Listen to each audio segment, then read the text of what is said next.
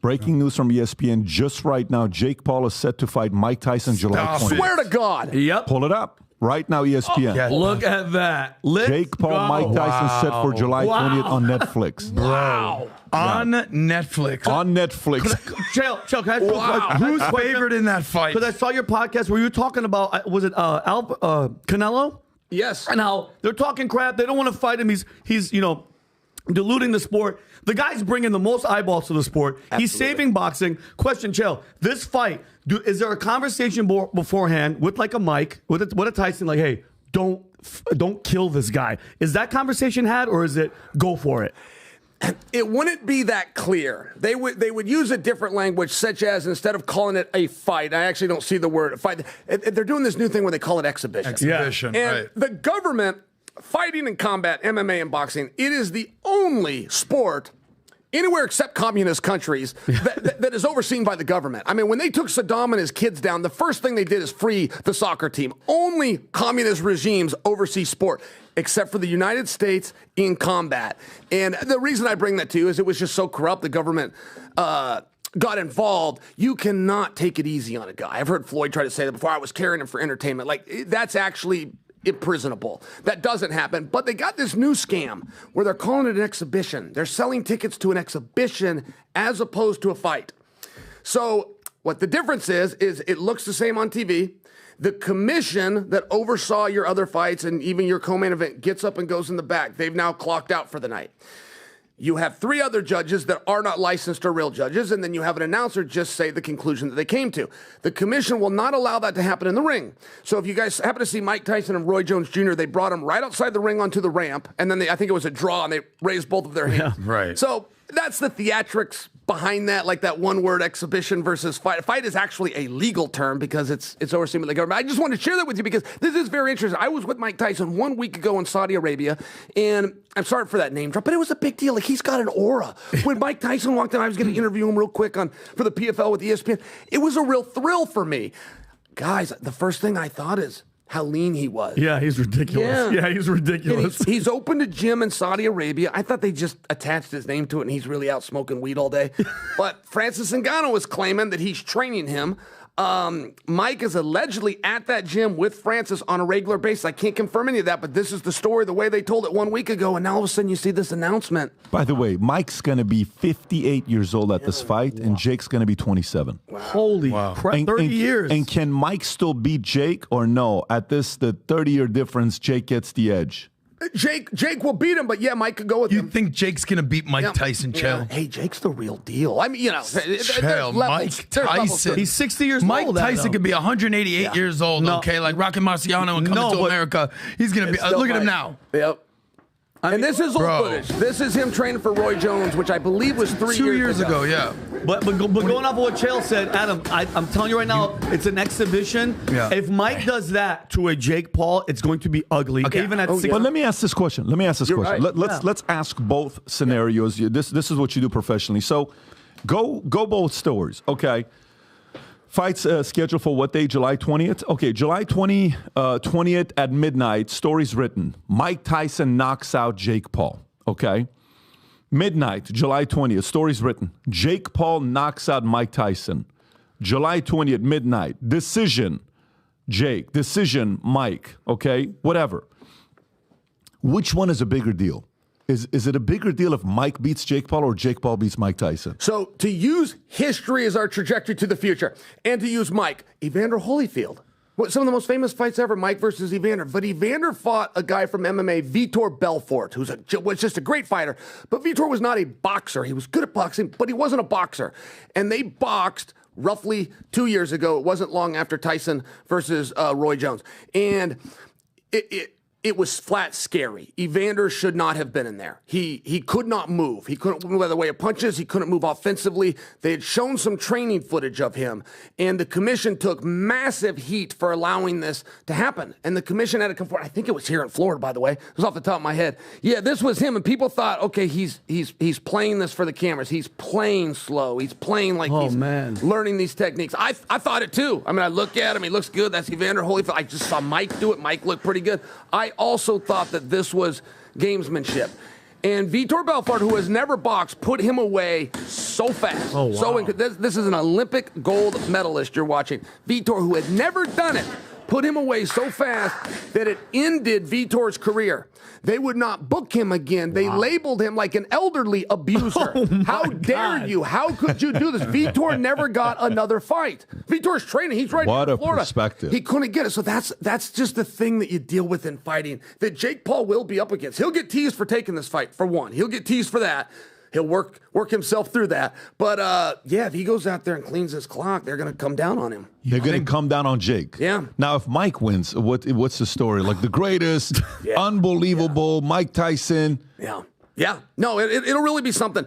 I believe that was Florida on Evander, but wherever it was, I'm quite sure it was, but wherever it was, that commission took a lot of heat for allowing that to happen. Hey, you've got footage. You saw this for the world. You were not without knowledge. You're experts in this space, and you should have let him fight. And this was a thing. And there was really nobody to raise up and sue or take them on. But if they would have, Evander would have. They would have lost. And I only say this to you because that will be the next part of ESPN's story. Who's sanctioning this? How many rounds is it?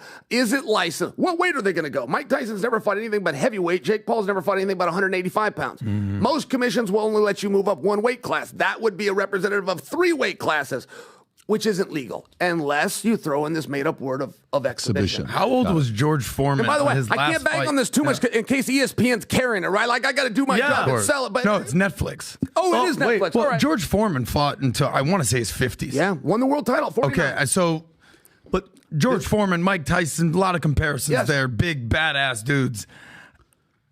I could be dead wrong. I don't see a Mike Tyson legacy, baddest man on the planet. And PBD's interviewed him multiple times. He's been on the podcast. I don't see how he can just go take an L to Jake Paul. Legacy on the line? But What? Adam, but 30 years his senior, like he's Buddy, 30 years older. Sometimes grandpa's got to whoop up on some kids. I don't know, bro. The engine has to be slow. You like think about it. Right now, I get out of breath running to the bathroom here. Imagine 60 years old. Vanny, with all due respect, you're not Mike Tyson. Adam, but guess what? Age is still, he's 60 years old. Sure. It's a 58. So you think Who do you have? Who do you have? Who do you have in the fight? I have Jake Paul, but I will tell you, I'm fascinated by the Mike Tyson story. Like, I thought he looked pretty good against Roy Jones. Roy then came out and fought an MMA guy who I'm good friends with, Anthony Pettis, and Anthony beat Roy. So I thought, well, maybe Mike and Roy wasn't quite what I thought it was. And then Evander had come out, and Evander got cleaned up to the point that it ended Vitor's career. Nobody will book him anymore. So my point is, to quite know where Mike out is a little bit tough, which brings you to why is Mike doing it? And when he fought Roy, he got a very good payday, but he was offered, and this is before Evander fought Vitor, and we knew he was offered $20 million to fight Evander. And I feel like that would have fixed his life. Like, I lost to guys in high school. I never was a state champion. I was second. If I go back and do that match again right now, even at 45 years old, I would go take on Doug Lee right now. And I feel like Mike would have too, particularly for $20 million, and he didn't. He passed on it. I then, to insert myself, got offered a fight with Mike in Abu Dhabi. They were going to pay me $2 million, which is a ton. I've never boxed before, but I got to fight Mike. They're going to pay him $12 million. Jeez. And we had an LOI, and everything's going behind the scenes, and it was his wife pulled it and said, nope, he's never going to fight again. Really? And he did it. He not only How long ago was that? didn't fight, it was right after the Roy Jones fight, about 6 months after that, which in my head is about 2 or 3 We years. watched the Roy Jones Mike Tyson fight at your house in Boca at the time. Roy was running. No, Tyson beat his ass. Oh, no. But they gave a decision. They gave a tie, and we looked at each other like, "Come on, man, tie." And Roy Jones looked out of shape. And then at the best part of the whole thing was at the end of the fight, it's like, well, respect to you, the fact that you're showing up like this, Roy Jones, and you look, for your age. Jim Gray interviewed him, and then Mike said, wait a minute, am I like? Do you realize I'm older? Like, what was the age difference between the two? Rob, go a little lower. Roy Jones is probably in his late 40s. Yeah, Mike was older. Mike's like, why are you acting like he's the old guy? I'm the old guy. I'm 54. But no, I mean, first of all, Jake Paul. The fact that he pulls this off to put it together, you got to give it to these brothers on how good of a job they're doing promoting. Sure. Oh, he's selling out arenas. He had Madison Square Garden booked against Tyson Fury's brother. They ended up canceling the show, but he had Madison Square Garden booked, with a $1 million gate. He beat Anderson Silva. He beat Tyron Woodley.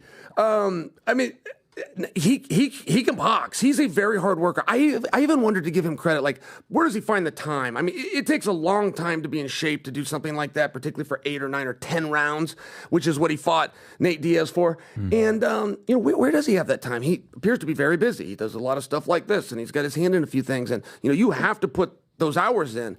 He must be putting those hours in. He must be up early, and he must be. The numbers showed the Holyfield fight against Vitor sold 150,000 pay-per-view tickets. Okay, pay-per-view fight. So on this one, Mike Jake, what do you think something like this is going to do? Yeah. That's exactly what I'm thinking as well. They could do 1 million. 1 million in pay-per-view a decade ago would be what it would do. That's a totally different business now with digital and the way they're doing it, not to mention all the streaming and the TikTok is stealing content. It's a very different world, but that's why I'm going back to why is Mike doing this? That's why I'm having a hard time with the article. If it wasn't ESPN.com, I would be saying, we're getting roasted here. It can be massive. What's he getting paid, Rob? Is it shown what he's getting paid? I'd be very, how much do you think, Adam, if you had to guess, how much do you think? Well, he said he didn't do it million? for $12 million. That's a $20 million fight. But this is no Netflix doubt. just throws away money, bro. So here you go. It's Hollywood Reporter 1 hour ago. Terms of the deal streamed to the match were not disclosed. Rob, if you just go to Hollywood Reporter, you'll see it here. Source familiar with the deal framed it as being significant for past recent fights. Paul and Tyson have been guaranteed payouts in the single-digit millions while also securing a percentage of the pay-per-view revenue.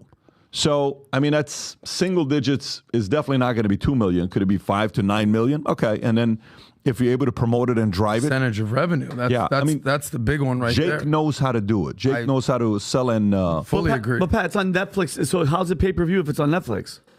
You go pay for Netflix. No, but I'm saying, but I like pay-per-view is like for the event. If it's on Netflix, whoever has Netflix is watching it. The match will include, for all Netflix subscribers, though, tickets will be sold to fill the 80,000-seat arena, AT&T Dallas.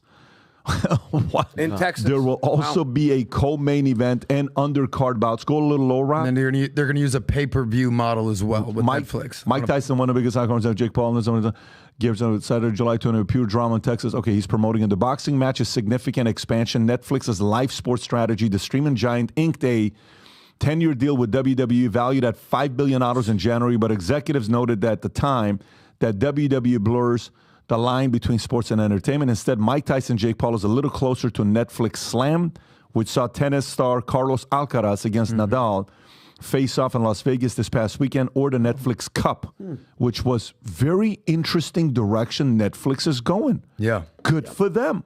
I'm actually really curious. By the way, the night you made $8.8 million, how many buys did you guys have? We had, it was under 1 million, but it was close.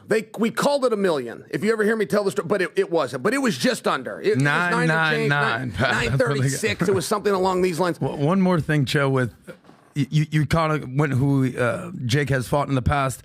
The criticism of Jake is that he's fighting these sort of washed up UFC guys. He beat up your boy Ben Askren, your guy, Tyrone Woodley, Anderson. But the one guy he lost to was an actual boxer, which was Tyson Fury's brother, Tommy Fury. There's got to be some element of a boxer, Mike Tyson, versus a UFC guy, no? I would sure think so. I mean, I hear everything that you're saying, and I tend to lean in that same direction. I remember when I got the call and I agreed to fight Tyson, as much bravado as I had, I remember feeling that in my stomach, go, oh, man. Like, that's a tough night out, and they were going to do it in Abu Dhabi, and they're going to put it on a rooftop. It's kind of like this crazy idea.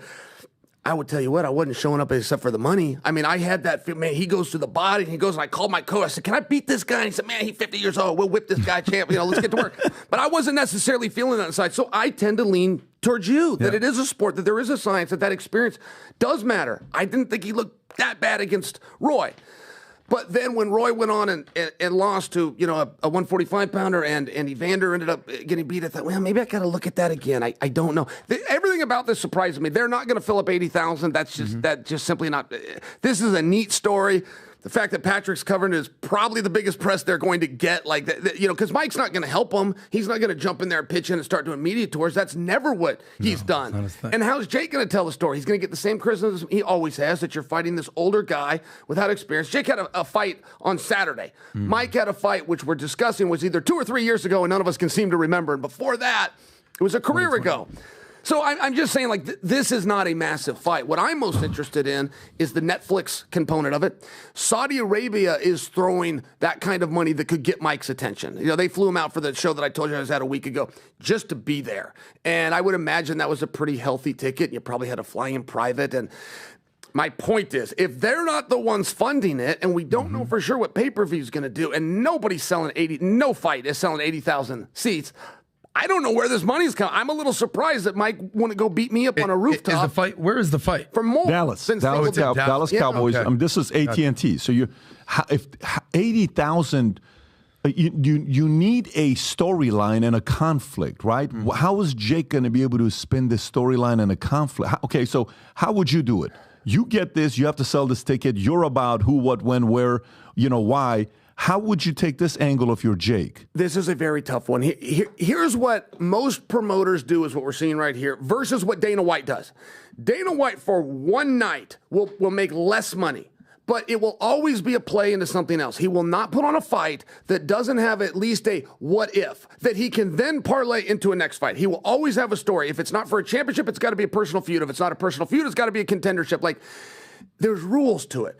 The problem with this fight, which promoters make this all the time, there's no significance. The night that Conor McGregor fought Floyd Mayweather was one of the great pieces of fiction of my life. Donald Trump was going around telling people there was fake news, but I didn't believe it. I believed everything I saw on the news. I was young at that time. That was a new term.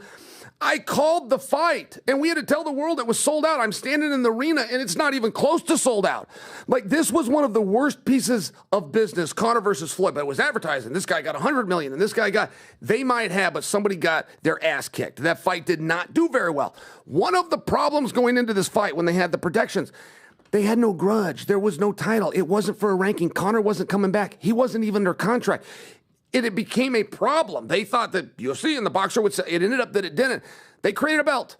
This is for the $1 million championship, and they had this belt, and they threw it down, and I'm only sharing for you. Like, that's how important it is that they got desperate and created a belt, and that still bombed. There's not a story with Mike.